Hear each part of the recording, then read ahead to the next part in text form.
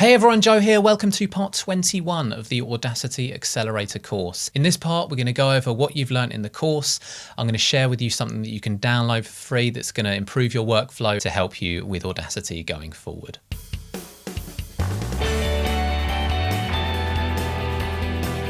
First of all, if you stuck with this course from the beginning, then well done for sticking with it. It's good to get that full rounded knowledge of any audio software that you're working with. You should have the skills to do just about any of the most important tasks in Audacity.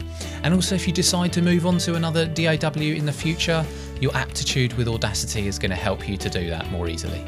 You've learned how to install Audacity and set it up for recording. You've learned how to record your vocals and instruments into Audacity. You've learned how to edit your audio to sound as professional and clean as possible. You've learned how to export your audio to the right formats, and you've learned some extra tips and tricks to help you with the general use of the software. Now I want to share with you a couple of things that you can download and keep to help with your Audacity projects going forward. Firstly, below this video in the description, there's a link to download the Essential Audacity Shortcuts cheat sheet. It's something that I've put together for you. I've distilled all of the most important shortcuts and I've designed it in a way where you can quickly glance and find the shortcuts that you need, and I've added some extra tips in there on when they might be most helpful to you. In addition, alongside your Essential Audacity Shortcuts cheat sheet, I'm also going to give you access to the Audacity Accelerator quiz. Test your knowledge after you've gone through the course and find out where you rank. Are you an Audacity Pro, or are there still areas that you need to improve? And let me know how you get on. I'd love to hear from you with your results, and I'll be happy to give you any pointers if you need any.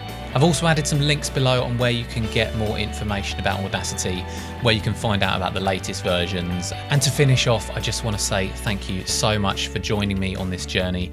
I really hope it's helped you to become an Audacity Pro.